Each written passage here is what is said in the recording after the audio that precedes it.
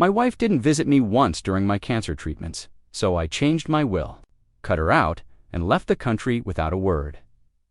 I'm a 38-year-old guy, and for most of my adult life, I believed I had the perfect partner in my wife, Tessa. We met at a mutual friend's game night when we were both 22. She beat me at Scrabble and laughed like it meant nothing. I fell hard. She was smart, quick-witted, and had this spark in her that made everyone lean in when she talked. I still remember the smell of her lavender shampoo the first time we hugged. That night, she called me her surprise plot twist, and I carried those words like a badge of honor. The first few years weren't easy. We both worked minimum wage jobs, crashed on couches, split bills down to the cent. When I got laid off during the 2008 mess, she picked up extra shifts and told me not to feel ashamed. When her mom passed unexpectedly, I held her every night until the sobbing slowed. We'd been through loss, career pivots, infertility scares, everything, but we did it together. Always together, we had this running joke any time we overcame something brutal. We'd high-five and say, "Still the dream team." And I believed it. God, I believed it. We built a little life. A mortgage. A rescue dog. A deck I nearly broke my back building because she said it would be perfect for summer dinners. Every time I looked at her, I felt safe, seen, loved. So when I got the call from the doctor, the one that changed everything, I didn't panic. I told myself, at least I've got Tessa. But I didn't realize that everything we built only mattered when I was strong, employed, and useful. And the moment I became a burden, she vanished in plain sight. It started small. I'd wake up drenched in sweat, the sheets sticking to my back like glue. I blamed the heating, then stress, then age. My energy tanked. I'd come home from work and collapse on the couch, skipping dinner, skipping conversation. Tessa started calling me Grandpa in that teasing tone of hers, and I laughed along, but something deep down didn't feel right. Eventually, I went in for a physical. My blood work came back abnormal, and my doctor ordered more tests. Then came the words no one ever expects to hear, even when you feel it coming. It's lymphoma. Stage 3. I remember every detail of that moment, his expression, the weight in the room, how the clock on the wall kept ticking like it had somewhere better to be. I nodded, asked the right questions, made a plan. Weirdly, I wasn't in full-blown panic. I thought, okay, this is a storm, but I've got an umbrella. Her name is Tessa.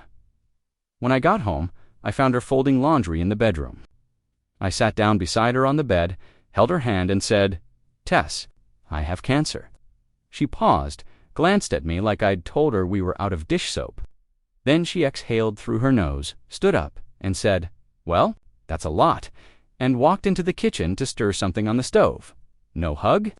No, we'll get through this. Not even a whisper of fear or love. I just sat there. Stunned, the walls felt like they were closing in, but she acted like the world hadn't changed at all. That was the moment something cracked. And I should have known it was the first of many. Chemo hits you like a slow-motion train. The nausea builds until it owns your body. The fatigue dulls your senses. And the sterile smell of hospital-grade sanitizer becomes the only thing you remember when you try to sleep. But honestly, the worst part wasn't the pain. It was the silence, the kind that echoes in a room full of beeping machines and strangers holding each other's hands. I sat in that recliner, for in my arm, watching couples whisper and parents rub their kids' backs.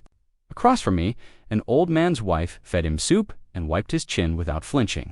I had no one, just the sound of my own breath, shallow and nervous. I texted Tessa that morning before the appointment. "I'm heading in. I'm kind of scared. Hope you can come." She didn't reply. Hours passed. As the nurse adjusted my drip, my phone finally buzzed. "Busy. You got this?" That was it. I stared at the screen, half hoping it was a joke, some kind of sick sarcasm. But when I came home later, pale and shaking, she didn't even look up from the couch. "How was it?" she asked, scrolling her phone like she was asking about the weather. The second session came. Same scene. Me, alone. Except this time, I noticed one of the nurses give me a look, gentle but curious. "Is your wife out of town?" she asked, adjusting my blanket. I nodded, too ashamed to say otherwise. She wanted to be, but things came up. I lied. Later that night, I checked her Instagram out of instinct. She'd posted a boomerang Moses clinking. Sunlight. Brunch. The caption read, Self-care, Sunday. #bless. That was the moment I realized. My pain wasn't just invisible to her, it was inconvenient. It was supposed to be a simple search. I was digging through her drawer in the hallway cabinet, looking for my insurance paperwork, something the billing department had requested for my treatment coverage. I wasn't snooping. I wasn't trying to pry, but buried under a pile of bills and expired coupons, I found a small leather notebook. Tessa's journal. I hesitated. I swear I wasn't going to read it, but the book had fallen open slightly, and one line scrawled in her familiar looping handwriting hit me like a punch to the chest. I feel nothing. I'm tired of pretending. I miss who he used to be. My throat closed. I sat on the floor, the journal heavy in my hands. My first instinct was to slam it shut, put it back, and pretend I hadn't seen a thing. But curiosity overruled pride, and, slowly, painfully, I turned the page. What I found wasn't just painful. It was soul-shattering. Page after page of her pouring out venom, resentment, exhaustion. She wrote that she felt trapped, living with a dying man, that she couldn't breathe in the same house with me anymore, that my presence was draining her joy, that she used to feel alive, but now only felt like a caretaker to someone she no longer recognized.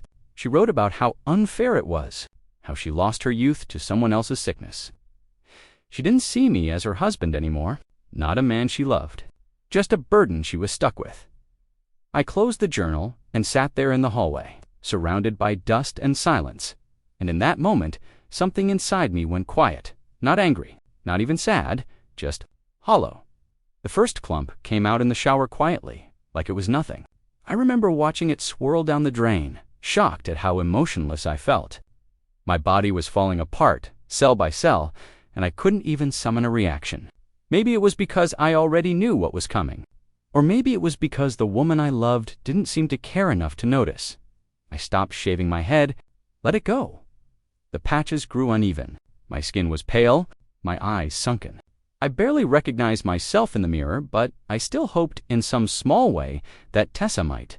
One night, we were sitting on the couch. I had just come back from another round of treatment, sore and weak. I sat beside her, hoping for even a touch on the arm. A glance, something. She was scrolling through her phone, chewing absent-mindedly on a granola bar. Do I look different to you? She looked up, glanced over me quickly, then shrugged. You look tired. You should try getting outside more. I almost laughed. That night, I broke down in the bathroom. No audience, no performance. Just me, crumpled on the cold tile floor, shivering in my own skin. I had never felt more alone, not even in that hospital chair. She hadn't even noticed, not the weight loss, not the trembling, not the way I winced every time I swallowed, not the hair I swept off the pillow each morning, but she did notice the toothpaste was empty. Can you pick some up tomorrow? She called out later that night, and I realized I was disappearing right in front of her, and she was too busy to see it. Amanda has always been the protective one. She's 2 years younger, but you wouldn't know it by the way she checks in like an older sibling. When she found out about my diagnosis, she booked a flight without asking. Just texted me, coming Thursday. Don't argue. I didn't. A part of me was relieved. Another part was embarrassed because I knew, deep down, she'd see right through everything. When she arrived, she hugged me too long and too tight.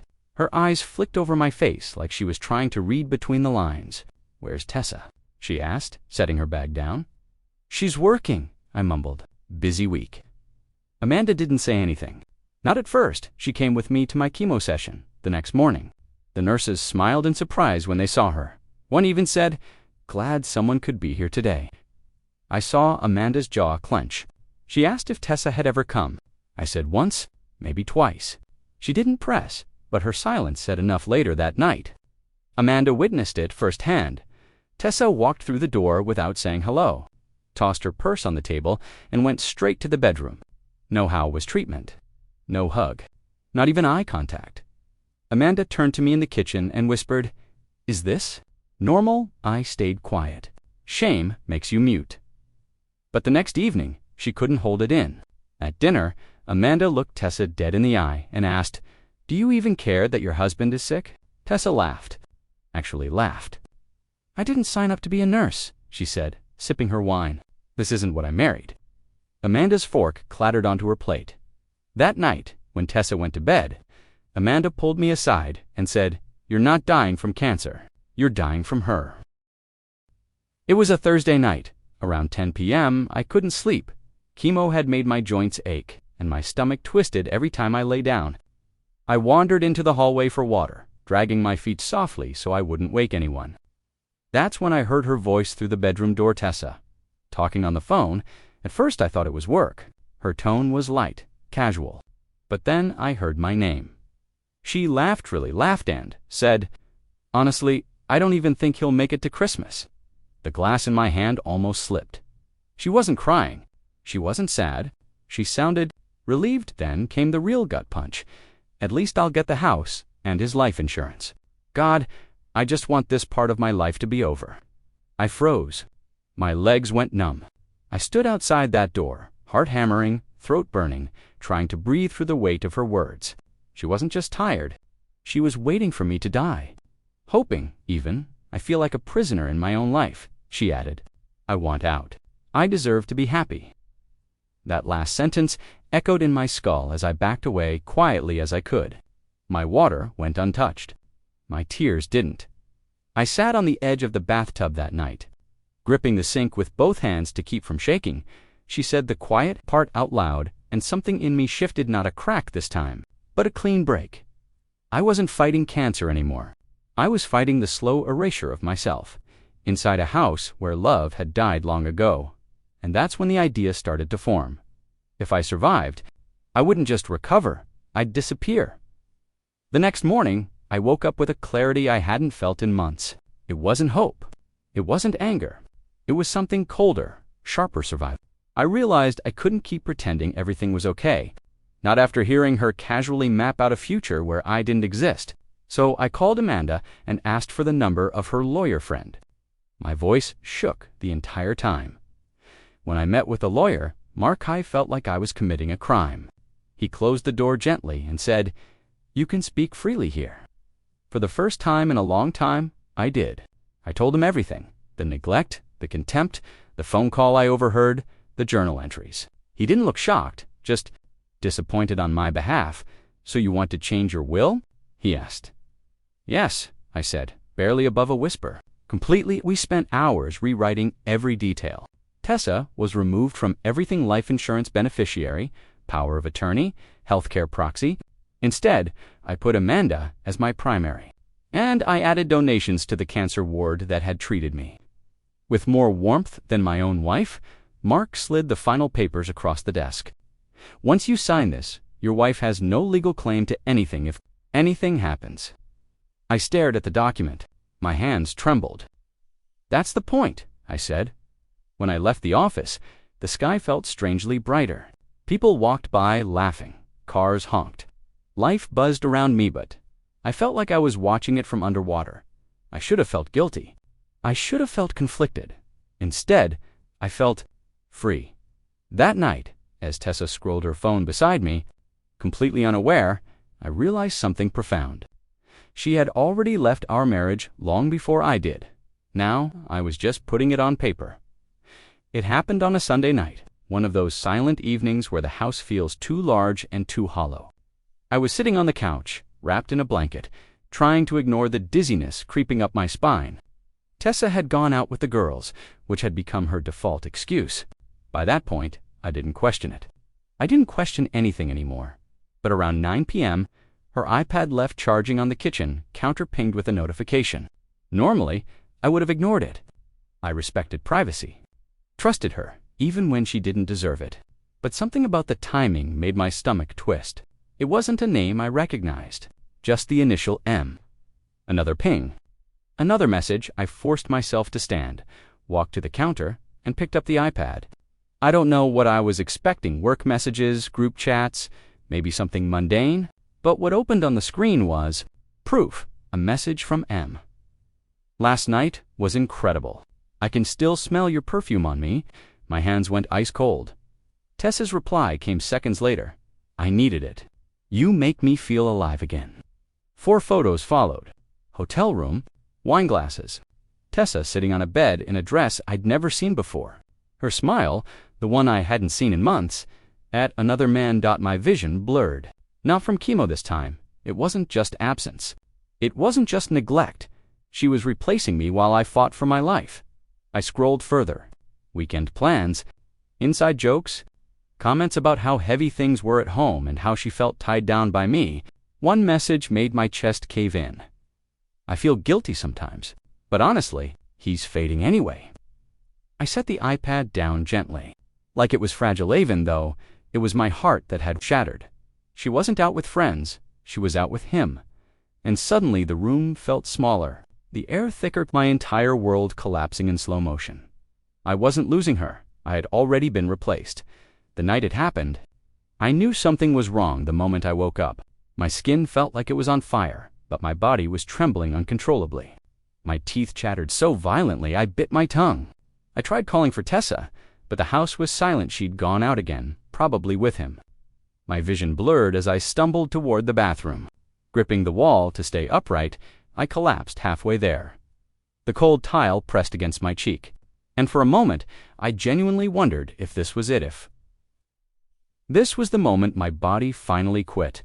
I fumbled for my phone, hands shaking, and dialed Tessa first out of habit. It rang and rang. Then voicemail. I tried again. Nothing. The pain in my abdomen sharpened. So suddenly, I let out a sound I didn't even recognize. With what little strength I had, I called Amanda. "Hey, how, Amanda?" My voice cracked. "I think something's wrong."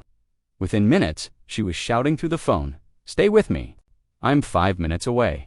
I don't remember much after that, just her bursting through the door, dropping to her knees, and yelling my name over and over. The world went dark in pieces, like someone dimming a light bulb. I woke up in the ICU. Sepsis, a severe infection. The doctor told me I was hours, maybe less, from organ failure. As he spoke, all I could think about was how close I'd come to dying alone on the floor. How Tessa still hadn't called, how she didn't even know I was here. She finally showed up on the third day, wearing full makeup and holding a coffee.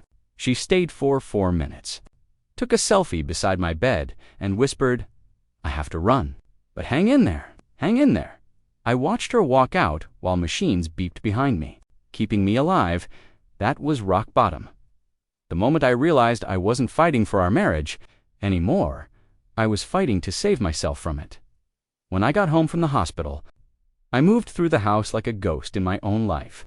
Everything felt foreign: the couch, the kitchen, even the sheets on the bed. Tessa barely looked up from her phone when I walked through the door. "You feeling better?" she asked, monotone, not even pausing her scrolling. I didn't answer. I couldn't. Something inside me had gone numb in a way I didn't know was possible. That night, after she fell asleep, I sat at the dining table with a pen and a blank sheet of paper. The lamp cast a soft circle of light in the otherwise dark room, and the quiet felt heavier than the chemo ever did. I didn't know what I was trying to write at first: an apology, a plea, a confession. But the words that came out surprised even me. I wrote her a goodbye letter. Not angry, not bitter, just the truth. I wrote about the fear I carried every day, the loneliness, the betrayal, the way she looked at me like I was an obligation instead of a husband. I wrote about the journal, the phone call, the other man. I wrote about the coldness, the silence, the absence of love. I wrote about how it felt to almost die on that bathroom floor with her nowhere in sight. At one point, I stared at the paper so long the words blurred. My hands shook from the exhaustion, but I kept going. Not because I wanted her to read it, but because I needed to release everything trapped inside. My every unspoken ache I'd swallowed for months. When I finally finished, it didn't feel like closure. It felt like shedding skin. I folded the letter. I held it for a long time. Then I walked to the backyard, lit the grill with trembling fingers, and set the paper on fire. The flames curled around the edges, turning my pain into ash that floated into the night. I didn't leave the letter for her. I left it behind for myself, and as the last ember died, I realized something. I wasn't done disappearing. Once the letter turned to ash, something in me solidified, like my mind finally snapped into survival mode. I couldn't stay here, not with her, not with the constant reminder that I was disposable in my own home. So the next morning, before she even woke up, I sat at the kitchen table and opened my laptop. My hands were trembling, but my focus was crystal clear. I started researching places, quiet towns, countries with good health care, places where no one knew my name. Portugal came up first. Coastal, peaceful, affordable, far enough away to be unreachable. I stared at pictures of narrow cobblestone streets and blue ocean waves and felt something I hadn't felt in months: relief, maybe even hope. That same day, I called Amanda. "I need your help," I told her. She didn't ask why. She just said, "Whatever you need." She helped me set up a new bank account under my middle name, transferred savings to it slowly so Tessa wouldn't notice, and connected me with a travel agent who specialized in long-term stays. Every step felt like reclaiming a piece of myself I thought cancer had stolen. At home, I played the role of the quiet patient, the obedient husband. Tessa barely looked at me unless she needed something: groceries, errands, a chore she didn't want to do. She had no idea that every time she rolled her eyes or sighed in annoyance, I was already planning the day I'd leave her behind for good, late at night while she slept. I packed tiny things: documents, medication, passports, slipping them into a backpack hidden under the bed.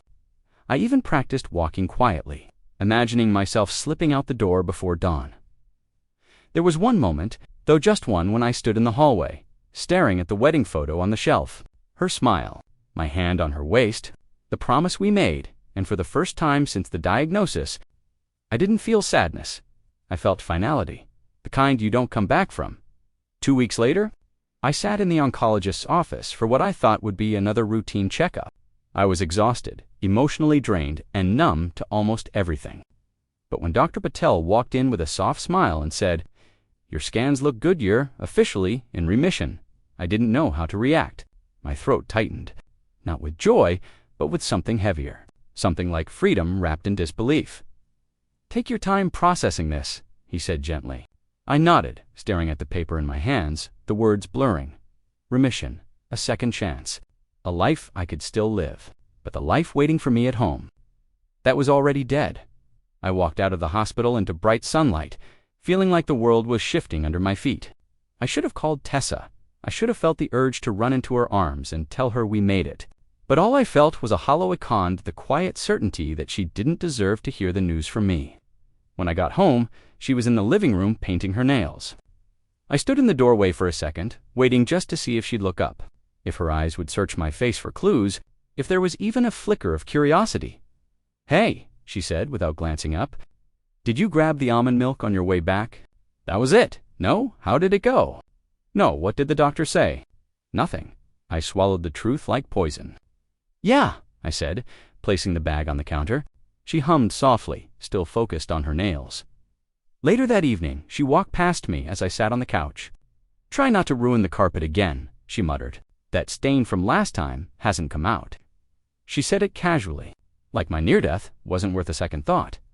I stared at her, memorizing that moment, her apathy, her distance, her complete detachment from the man she once promised to love in sickness and in health. And as she walked away, I realized something. I wasn't staying one more day in this house. 3 dawns from now, I'd be gone. The night before I left, I barely slept.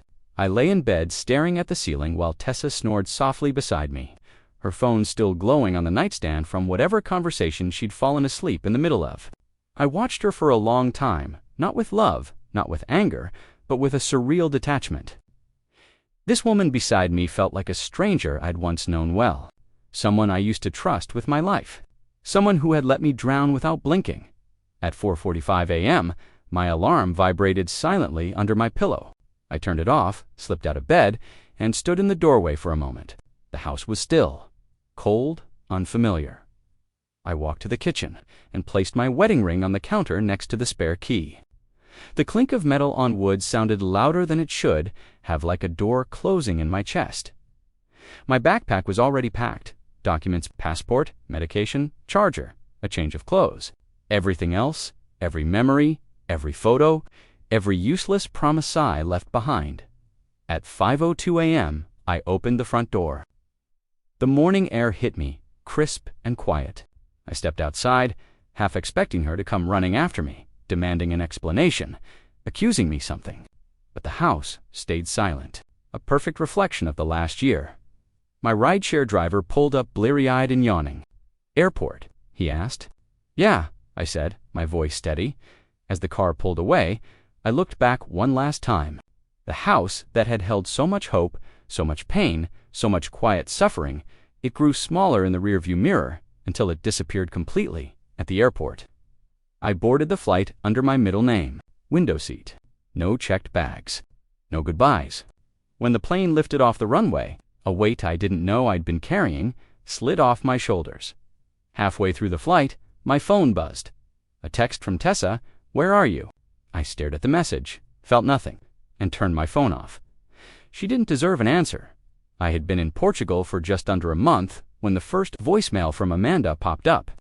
I was sitting in a small cafe overlooking the water, sipping coffee that tasted nothing like home, but somehow better.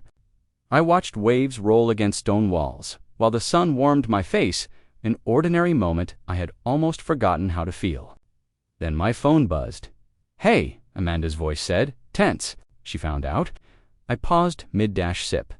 There was a beat of static. Then she continued. "Tessa called me, screaming, crying, demanding answers. She went to the lawyer's office looking for documents. And well, she knows you removed her from everything." I leaned back in my chair, staring at the sea as Amanda played part of the voicemail Tessa left her. Tessa's voice cracked and wavered between rage and panic. "He can't do this to me. I was his wife. I deserve something. He owes me." Owes her. That was the word she used. Not missed me, owed. The rest of her message spiraled accusations, denial, manipulative pleas, even a threat to find me. It would have hurt once. It would have shattered me. But sitting there in a place she didn't know existed, with strangers laughing around me and the ocean humming in the background, all I felt was an odd, gentle stillness. "She's losing it," Amanda said. "You okay, "Surprisingly okay," I told her, and I meant it. Later that evening, I opened my phone again. More missed calls. More voicemails. One text from Tessa. "Please, just talk to me. We can fix this." I didn't reply. Nothing left between us.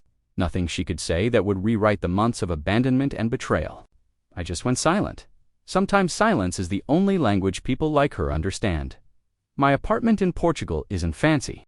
It's a modest space tucked above a bakery that smells like fresh bread every morning. The walls are painted a soft white.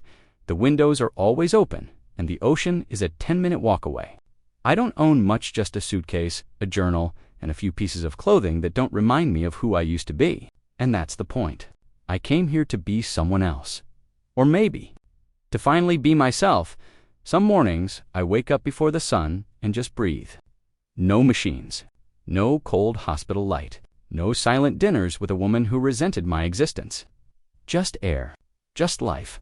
I've started volunteering at a local cancer shelter, not to tell my story, but to listen to others.